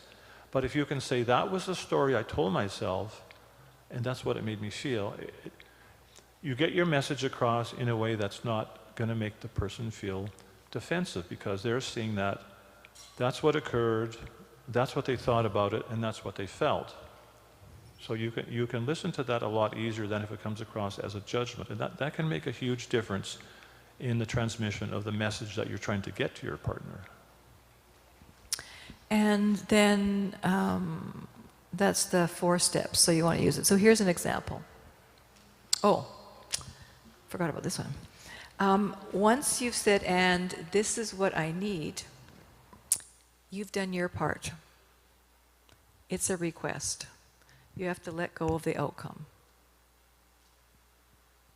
That's the hard part. But it doesn't work. Otherwise, it's just a manipulation strategy. All right, so no more than 2 sentences for each step. And here's an example.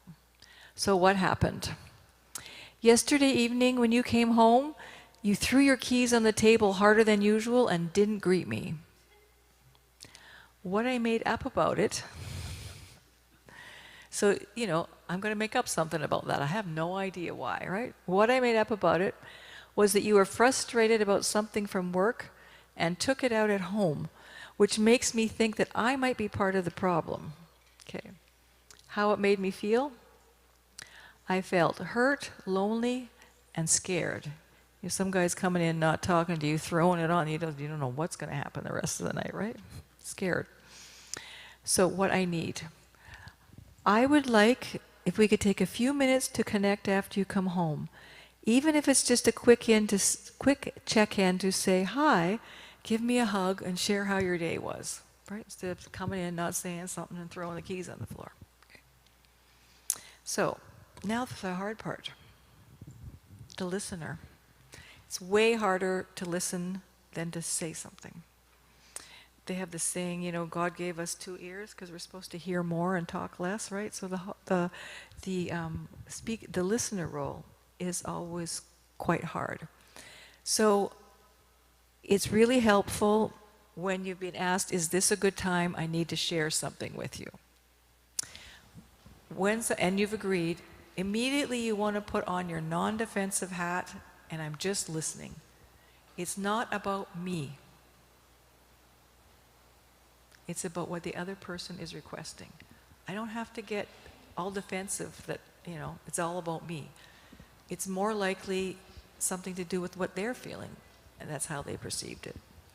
So we want to listen just to understand how the other person's feeling, not to get defensive and talk all about ourselves. Listening means we don't talk about ourselves at all. We just listen. So we want to repeat back what we heard so that they know that we heard, and then acknowledge what you can. So as much of it that you can acknowledge, yeah, I can be like that sometimes. I can see why you'd think that. Yeah, I kind of do that. And sure, I could do this and this. You know, you want to acknowledge whatever you can. Give as much as you can. So give what you can in response to their request. Because your partner or your friend is asking because they're in distress and they need something. And hey, we can help out and give it to them. This isn't like, we're not making a business deal. It's a unilateral gesture of help. They're asking, and I'm going to see what I can do. That's simple. So here's what the listener would say. So they're having the right intent, okay? To understand, not to find out where you can disagree with, yeah, but I didn't really do it like that. And, you know, that's not going to help the person speaking. So you want to repeat it back. When I came home and didn't greet you, then threw my keys on the table, you were hurt that I took out my work frustration on you and scared that I might blame you for being the cause and not talk to you. So he kind of figured out what she was saying, even though, you know, didn't quite say it. Acknowledge. I understand that could make you feel unjustly criticized and worried that I might be angry all night and not connect with you. So then what can you give? I can be more conscious to take a breath before I come in the door, mentally leave my work outside. So he's giving, you know. And then come in and greet you and ask how you are and share a bit about my day. So he just did. So he's given what he can. Now I'm sure she's feeling, you know, pretty good about that and heard. Took 15 minutes, you can go on nicely with your night, right? Otherwise, you know, you've got this stressful interaction, you know, throwing the keys on, everybody's on edge. You know, it wasn't going to be a very pleasant night. But she took responsibility to say, hey, you know, I'm worried about this, not working. Said it plain, what she made up about it, and then he was as giving as he could be. So,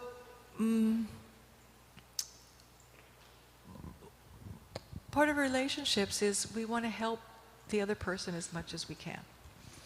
And if the request is unreasonable, that's different. It is a request, it isn't a demand. So one of my teachers, he gives the example that, okay, he came home late, and the wife says, okay, when you came home 3 hours late for work, and we were all sitting there, you know, the boys and I, and you just came in, no apology, you just expect us to wait for you forever. You know, the story I made up is you're just selfish, you know, inconsiderate, you don't care about us, and, you know, you're back in your, you know, you need counseling. And so she said, what I need from you is to call before you come home, apologize to the boys for keeping them waiting, and get back into counseling. So he says, what I say is, I really understand that being late was neglectful and I wasn't considerate of you. And yes, I do this often, and I'm trying hard, and I will try harder, and I will go and apologize to the boys. I'll make sure I call if I'm going to be late again. Didn't say a word about the counseling. Because you don't want to say what you're not going to give. You want to just focus on what you are giving. And he's understanding that she's just gone a little overboard on that. But I'm not going to make a deal of it. I get it, you know? And so, okay. And she's forgotten about it already because she got what she really needed anyway.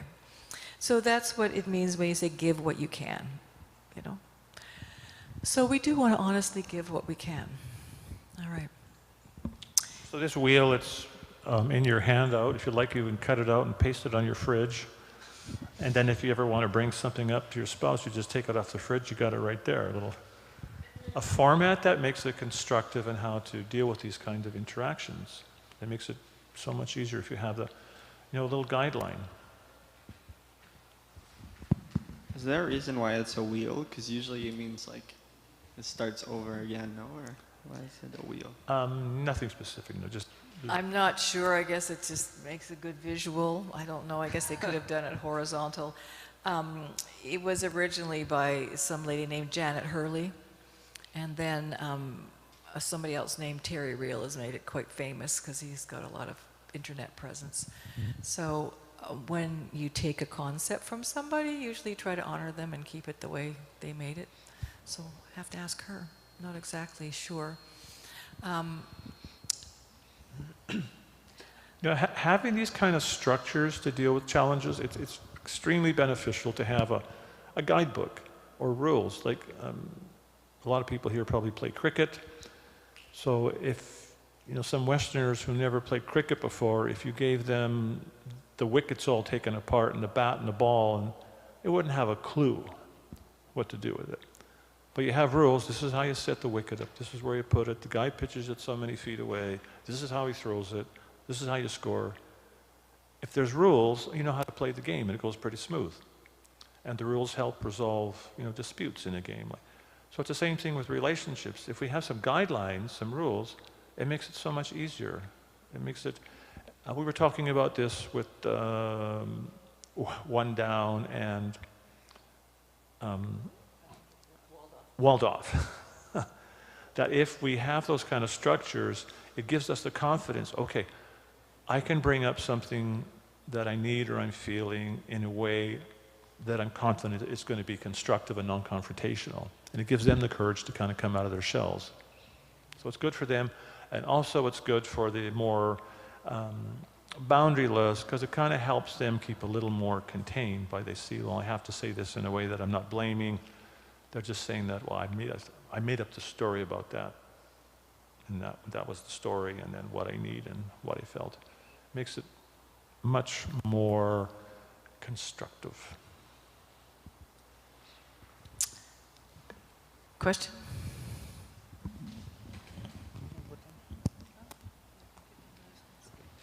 Hare Krishna. So yes, that is correct. Having rules can definitely help, but I'm only trying to think of like how we naturally handle our relationships. It's more organic. I rather say it's reactive, and it's not entirely worked in all situations. And it seems like you almost said organic. Yes, but when I'm trying reactive is not organic; it's inorganic. It is not. But sorry. What I'm trying to get to is following such methodologies.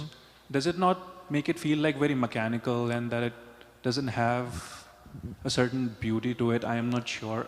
I've never followed such proper approaches. It feels mechanical at first, but when you see how it works, you change your mind. Because was the other working? It felt natural, but it wasn't really working. Like rolling chapatis. You probably learned how to roll chapatis probably when you were 3 years old. Probably your grandmother had you rolling chapatis or something. For a Westerner, starts rolling chapatis, the first few look like Australia, Brazil, all these bizarre shapes. But you practice, and then all of a sudden it becomes more natural. So it's like that with resolving conflicts and challenges by a format. It's going to seem a little contrived at first, it's going to seem a little awkward, a little misshapen. But it becomes natural after you practice it, especially when you begin to experience how much easier it goes in coming to getting a good resolution. Anybody want to try one? One more question. You got one more question? Okay. So if they are offering to give something in return to our feedback, and if they don't honor that after a while, what do you do? So they're always refusing? Not always. They'll do for some time and then they forget what they offered and then they just go back to the same thing. Very good question. So they've agreed. Then you want to ask them, how can I help you be successful on keeping to do this? You have to help them help you. You can say they're not going to be able to do it. They haven't been doing it all along. They're willing to try, but it's not their habit and they don't know how. You could phrase it like, what can I do for you that would make it easier for you to give me what I need? What would it make it, what can I do for you? So it becomes reciprocal. Sometimes that can work. And so after they've agreed,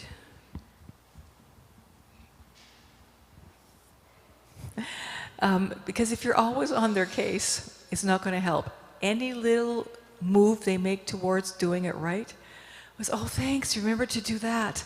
Do you need any help with getting the rest of it done? Because we can blow it, you know, expecting perfection right away. They've already had the losing behavior for a long time. So we request, and then we help them. They've agreed they're going to try, and they've agreed they want to do it. So you help them help you, because they probably don't quite know how. You have no idea how patient Srila Prabhupada was with the first devotees who joined Krishna Consciousness Movement. No idea. 22nd Avenue, Prabhupada, he's the founder Acharya of ISKCON. 22nd Avenue, Prabhupada was waiting in line to use the shower. Seriously. Prabhupada didn't demand, I'm your guru. He was just so patient until it finally clicked in their heads. Oh, Swamiji's actually, he's our guru. Prabhupada was very patient. You want to give it a try, Vishaka? Yeah. What's the situation? I don't know. Why? What's your dysfunctional pattern? Only you know. Monu can advise me.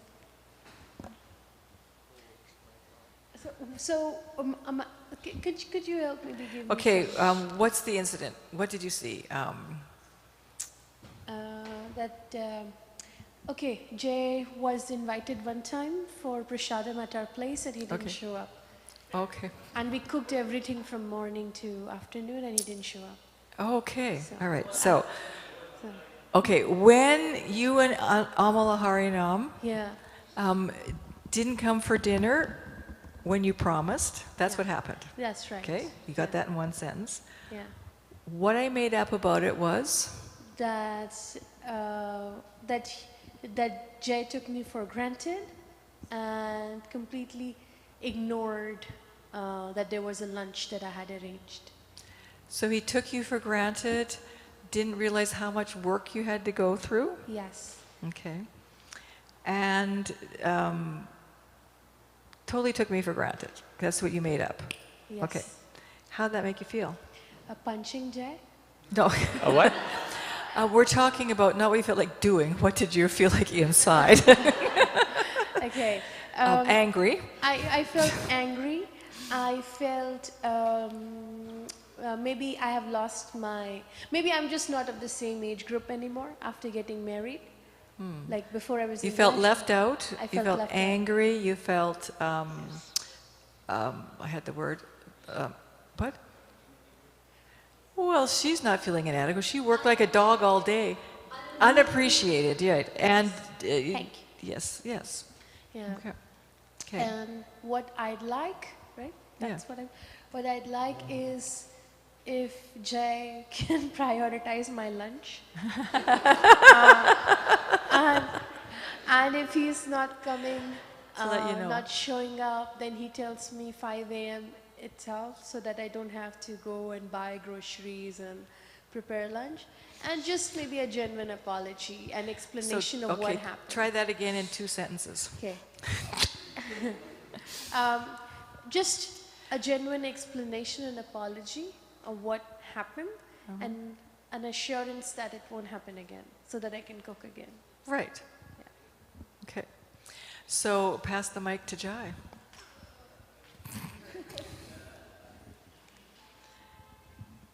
So your process was, let's see here if we can, oop. No. One more. Just not steps. Well, yes it Okay, is, yeah, yeah. more or less. Okay, so you want to repeat it back? Hare Krishna Prabhu, please accept my humble obeisances. All glories to Srila Prabhupada.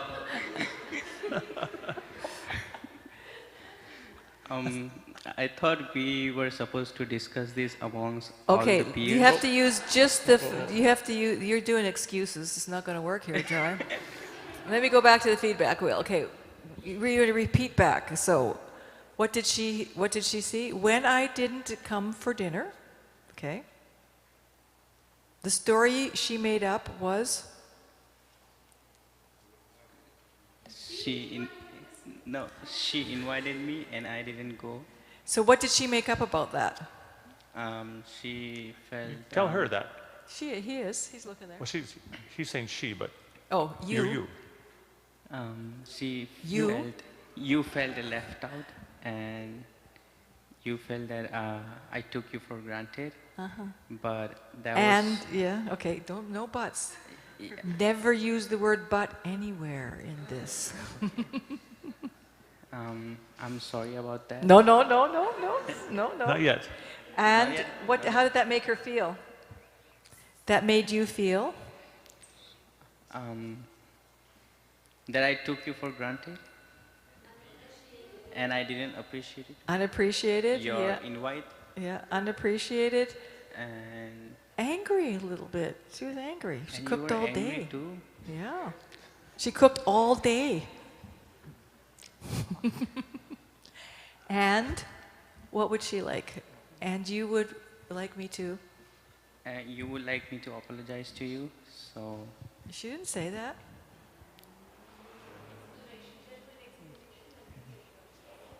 Genuine explanation is that I totally forgot about that. Because... And she wanted that, and I next time... And I assure you, next time I will be, a day before that, your invite, I'll be present at your doorsteps.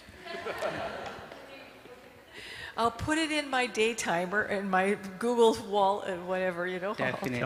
calendar. And if I can't come, I will let you know.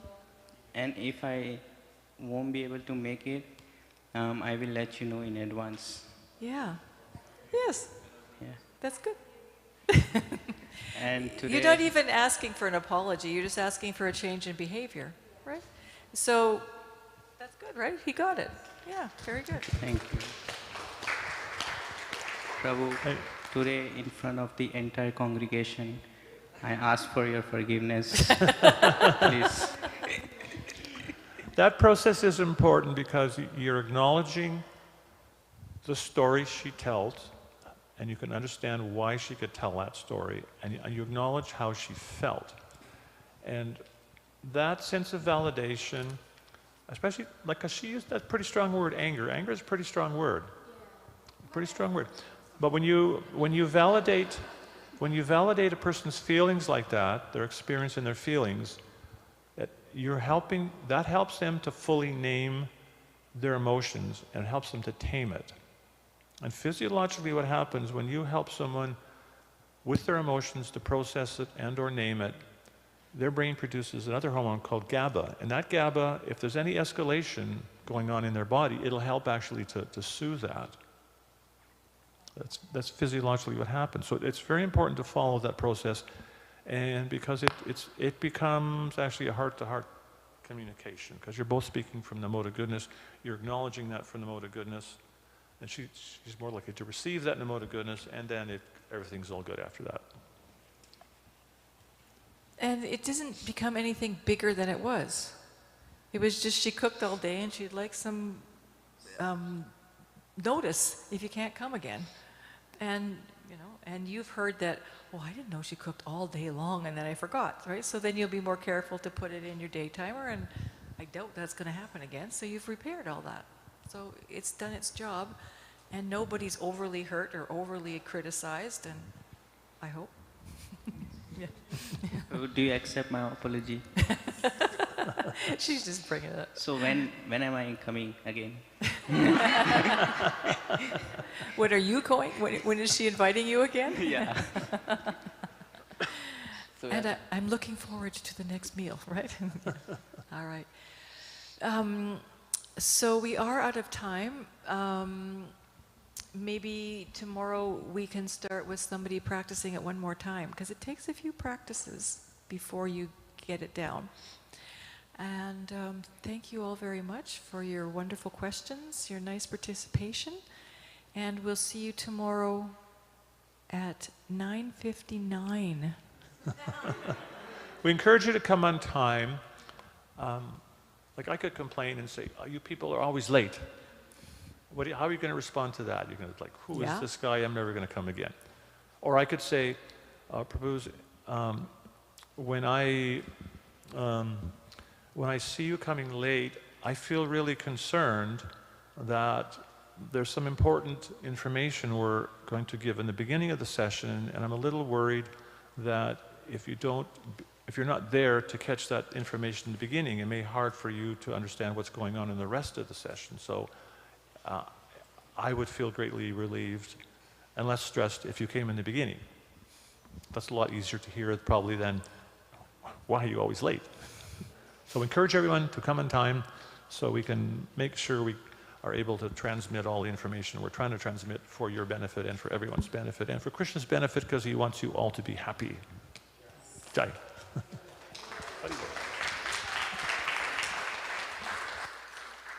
Srila Prabhupada ki jai. Once again, everyone, it was such a nice session. Thank you, Prabhus. Who all will be practicing feedback wheel this evening?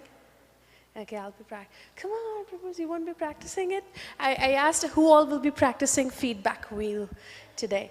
Okay, that's great. So tomorrow's session would be also Q&A, right? Okay. All right. In the form you might have filled a question. So those will be answered tomorrow. And if you also would like to meet them and have a personal check-in for 20 minutes or so, please reach out to me, and I can arrange it maybe today, tomorrow, or even on Monday. The altars are open, and they will be open until 6:30. Govinda's is also open. They have very nice menu, pani puri and pizza. And then, boutique is also open, and we have some new stock that just arrived, so if you want to take a look. Thank you so much, Prabhu. I'll just recite Vanchakalpana.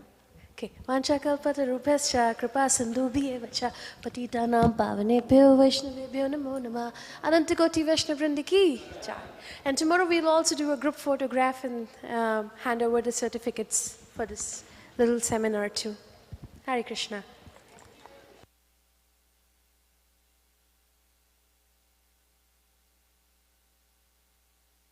Hare Krishna, Hare Krishna.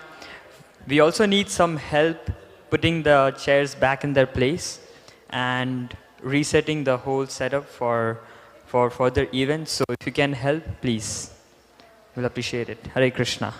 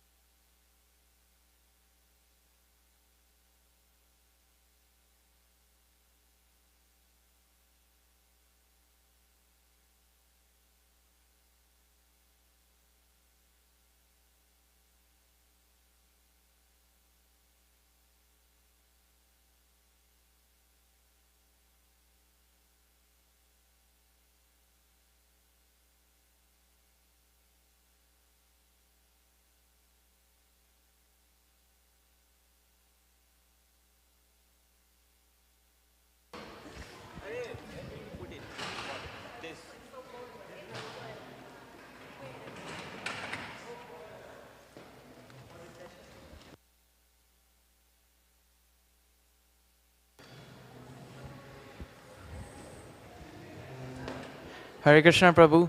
I'm sorry if I'm correcting you because of no reason, but let's try to hold the chair from the top side because it has this created.